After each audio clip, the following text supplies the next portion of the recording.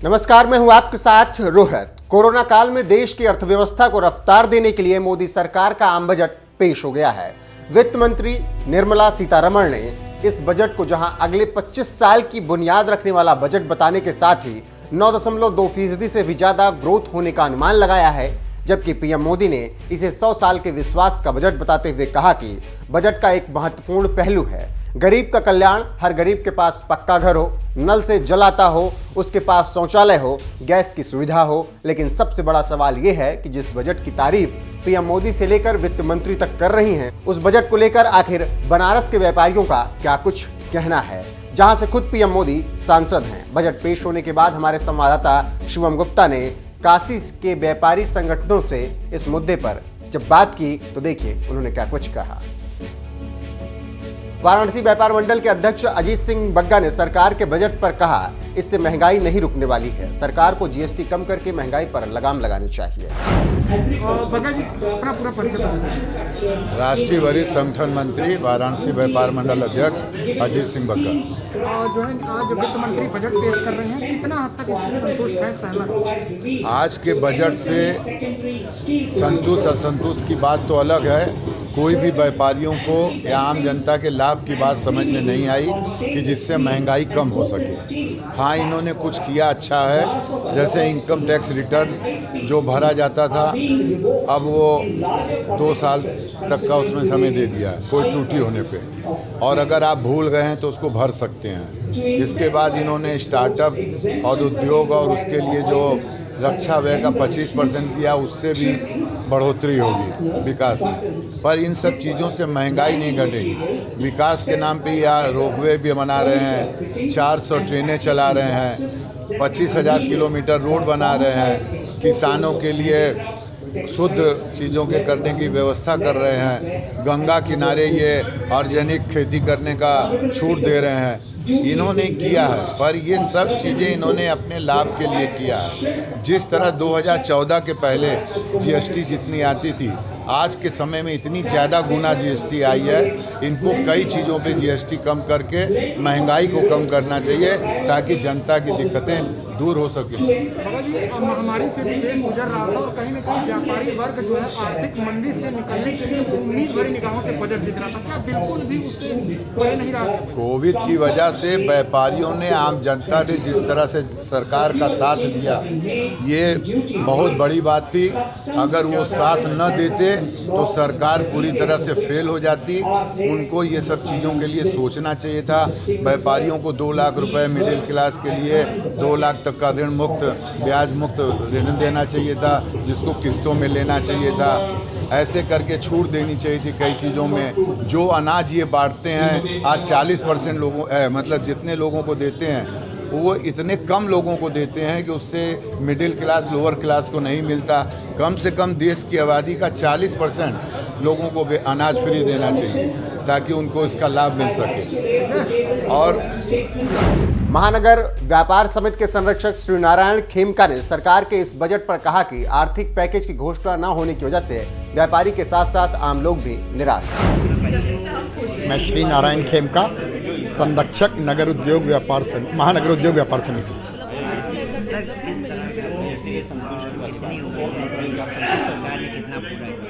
देखिए, अब चूंकि उत्तर प्रदेश का और 5 राज्यों का चुनाव है, एक बहुत महत्वपूर्ण पड़ाव पर हम हैं। हम उम्मीद करते हैं कि सरकार एक ऐसा विकास का बजट लेकर के आएगी जिससे जो इस समय जो परेशान और जो पिछड़े लोग हैं वो अपने आप को खुशी महसूस करेंगे। विगत 3 वर्षों से लगातार कोरोना ने इस देश के पूरे व्यापार को नष्ट कर दिया है। यहाँ की छोटी छोटी इकाइयाँ कर्जे के अंदर आ गई हैं, परेशान हैं, और लोगों को बड़ी उम्मीद थी कि सरकार के इस बजट से उनको कहीं कहीं राहत मिलेगी, सरकार उनके लिए कोई न कोई पैकेज की घोषणा करेगी।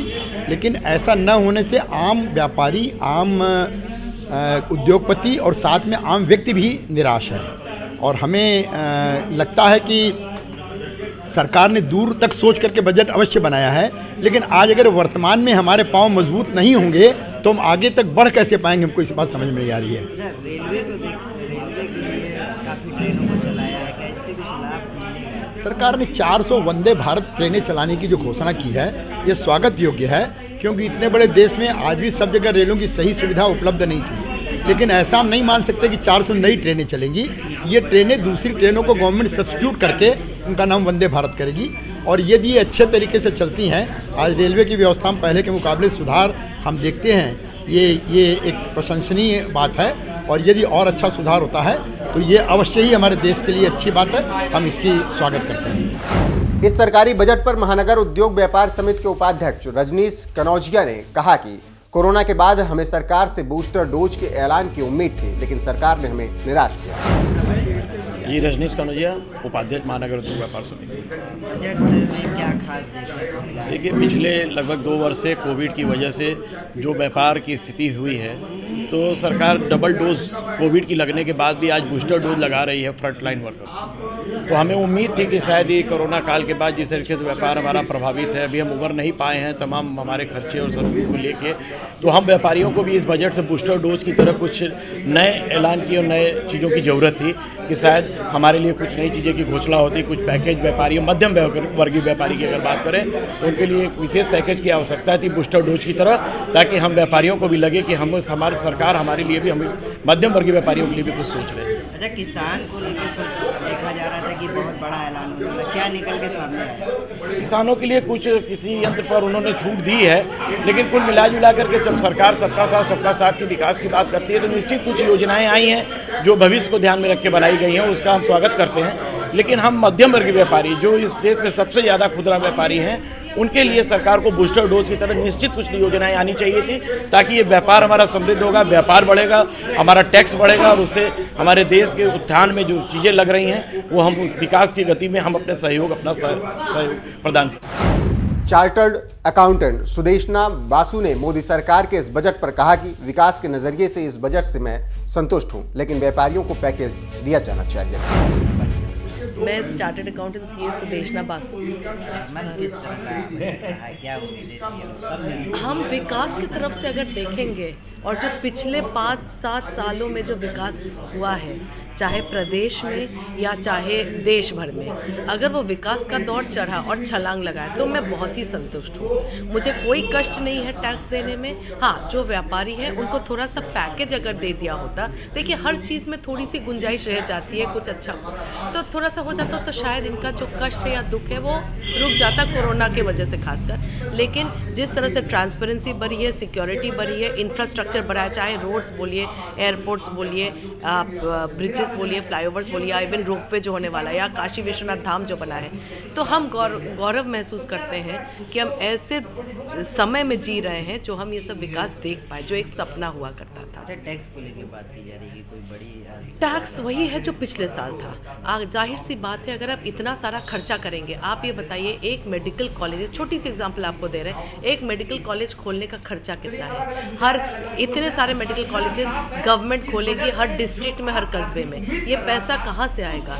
अगर हम लोग अपना थोड़ा सैक्रिफाइस नहीं करेंगे तो सरकार कहाँ से ये कर पाएगी? मेरा ये मानना है। तो हम पूरी तरह से संतुष्ट हैं। स्वर्णकार संघ के प्रदेश अध्यक्ष सत्यनारायण सेठ ने मोदी सरकार के बजट पर कहा कि जिस तरह से छात्रों को बिना परीक्षा के 1 साल आगे बढ़ा दिया गया, उसी तरह से बजट को भी सरकार ने बस 1 साल आगे बढ़ाया है। सत्यनारायण सेठ, प्रदेश अध्यक्ष उत्तर प्रदेश स्वर्णकार संघ।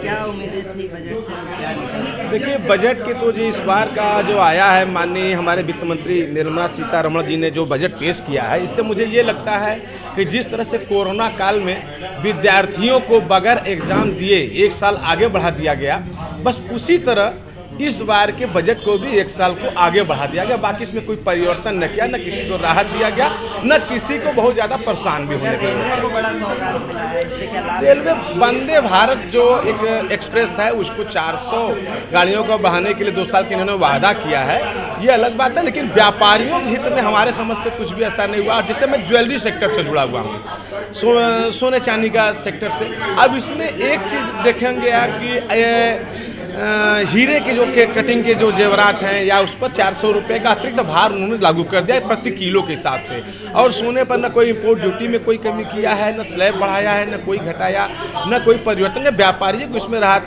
बिल्कुल नहीं मिला है। हम छात्रों को कहा जा रहा था, छात्र की बड़ी मांग थी कि उनके के लिए कुछ किया जाए, तो क्या कुछ निकल के आया? देखिए, छात्रों के लिए कुछ नहीं, लेकिन एक चीज़ इनका बहुत अच्छा ये था कि 12वीं तक के किसी भी क्षेत्र में क्षेत्रीय भाषा को मजबूत करके 12वीं तक पढ़ाई को इन्होंने उस पर बढ़ावा दिया है। ये स्वागत योग्य है। ऑर्गेनिक खेती के भी उन्होंने जो गंगा निर्मलीकरण के साथ साथ जो गंगा के किनारे गांव बसे हुए हैं, किसानों के लिए बहुत बढ़िया है कि ऑर्गेनिक खेती करेंगे, उससे हमारे देश को, हमारे बजट को लाभ होगा। पूर्वांचल महिला व्यापार मंडल अध्यक्ष चांदनी श्रीवास्तव ने मोदी सरकार के बजट पर कहा कि वित्त मंत्री निर्मला सीतारमण एक महिला होने के बावजूद महिलाओं के हित में कुछ नहीं सोच रही हैं। सरकार के इस बजट से बिल्कुल वो असंतुष्ट हैं। चांदनी श्रीवास्तव, पूर्वांचल महिला व्यापार मंडल अध्यक्ष।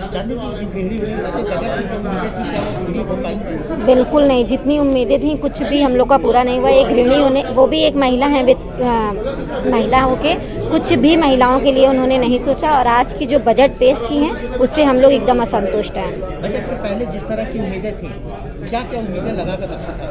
हम लोग ने उम्मीदें बहुत लगाई थी, क्योंकि हम लोग सोचे थे गैस के दाम कम होंगे, प्लस बच्चों की एजुकेशन में हम लोग को कुछ रियायत मिलेगी, लेकिन किसी चीज़ों में हम लोग को रियायत नहीं मिली। ट्रेवल्स में भी नहीं मिली किसी चीज़। बिल्कुल बहुत निराशा है। आज की इस बजट से हम लोग बिल्कुल खुश नहीं हैं।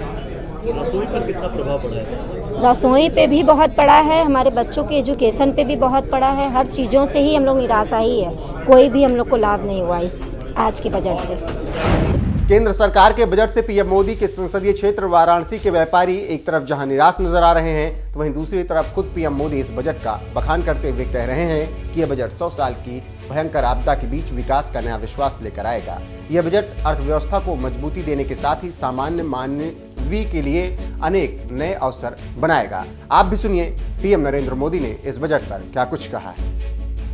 100 साल की भयंकर आपदा के 100 साल की विकास का नया विश्वास लेकर आया है। ये बजट अर्थव्यवस्था को मजबूती देने के साथ ही सामान्य मानवीय के लिए अनेक नए अवसर बनाएगा। ये बजट मोर इंफ्रास्ट्रक्चर, मोर इन्वेस्टमेंट, मोर ग्रोथ और मोर जॉब्स की नई संभावनाओं से भरा हुआ है। और एक नया क्षेत्र और खुला है, और वो है ग्रीन जॉब्स का। ये बजट तत्कालीन आवश्यकताओं का भी समाधान करता है और देश के युवाओं के उज्जवल भविष्य को भी सुनिश्चित करता है। ये पिछले कुछ घंटों से देख रहा हूं जिस प्रकार से इस बजट का हर क्षेत्र में स्वागत हुआ है। सामान्य मानवीय की जो सकारात्मक प्रतिक्रिया आई है, उसने जनता जनार्दन की सेवा का हमारा उत्साह अनेक गुना बढ़ा दिया है। जीवन के हर क्षेत्र में आधुनिकता आए, टेक्नोलॉजी आए, जैसे किसान ड्रोन हो, वंदे भारत ट्रेन हो, डिजिटल करेंसी हो, बैंकिंग के क्षेत्र में डिजिटल यूनिट्स हो, 5G सर्विसेज का रोल आउट हो, नेशनल हेल्थ के लिए डिजिटल इकोसिस्टम हो। इनका लाभ हमारे युवा, हमारे मध्यम वर्ग, गरीब, दलित, पिछड़े, ये सभी वर्गों को मिलेगा। इस बजट का एक महत्वपूर्ण पहलू है गरीब का कल्याण। हर गरीब के पास पक्का घर हो, नल से जल आता हो, उसके पास शौचालय हो, गैस की सुविधा हो, इन सभी पर विशेष ध्यान दिया गया है। इसके साथ ही आधुनिक इंटरनेट कनेक्टिविटी पर भी उतना ही जोर है। जो भारत के पहाड़ी क्षेत्र हैं, हिमालय का पूरा पट्टा, जहां जीवन आसान बने, वहां से पलायन ना हो, इसे ध्यान में रखते हुए भी नई घोषणा की गई है। हिमाचल, उत्तराखंड, जम्मू कश्मीर, नॉर्थ ईस्ट ऐसे क्षेत्रों के लिए पहली बार देश में पर्वतमाला योजना शुरू की जा रही है। ये योजना पहाड़ों पर ट्रांसपोर्टेशन और कनेक्टिविटी की आधुनिक व्यवस्था का निर्माण करेगी और इससे हमारे देश के जो सीमावर्ती गांव है, बॉर्डर के गांव है, जिसका वाइब्रेंट होना जरूरी है, जो देश की सिक्योरिटी के लिए भी आवश्यकता है, उसको भी बहुत बड़ी ताकत मिलेगी। भारत के कोटि कोटि जनों की आस्था मां गंगा की सफाई के साथ साथ किसानों के कल्याण के लिए एक महत्वपूर्ण कदम उठाया गया है। उत्तराखंड, उत्तर प्रदेश, झारखंड, बिहार, पश्चिम बंगाल, इन राज्यों में गंगा किनारे नेचुरल फार्मिंग को प्रोत्साहन दिया जाएगा। इससे मां गंगा की सफाई का जो अभियान है, उसमें मां गंगा को केमिकल मुक्त करने में भी बहुत बड़ी मदद मिलेगी। बजट के प्रावधान यह सुनिश्चित करने वाले हैं कि कृषि लाभप्रद हो, इसमें नए अवसर हो, नए एग्रीकल्चर स्टार्टअप्स को प्रोत्साहन देने के लिए विशेष फंड हो या फिर फूड प्रोसेसिंग उद्योग के लिए नया पैकेज। इससे किसानों की आय बढ़ाने में बहुत मदद मिलेगी। एमएसपी खरीद के माध्यम से किसानों के खाते में 2.25 लाख करोड़ रुपए से भी ज्यादा सीधे ट्रांसफर किए जा रहे हैं। कोरोना काल में एमएसएमई यानी हमारे छोटे उद्योगों की मदद और उनकी सुरक्षा के लिए देश ने लगातार अनेक निर्णय लिए थे, अनेक प्रकार की मदद पहुंचाई थी। इस बजट में क्रेडिट गारंटी में रिकॉर्ड वृद्धि के साथ ही कई नई योजनाओं का ऐलान किया गया है। डिफेंस के कैपिटल बजट का 68% डोमेस्टिक इंडस्ट्री को रिजर्व करने का भी बड़ा लाभ भारत के एमएसएमई सेक्टर को मिलेगा। ये आत्मनिर्भरता की तरफ बहुत बड़ा मजबूत कदम है। 7.5 लाख करोड़ रुपए के पब्लिक इन्वेस्टमेंट से अर्थव्यवस्था को नई गति के साथ ही छोटे और अन्य उद्योगों के लिए नए अवसर भी बनेंगे।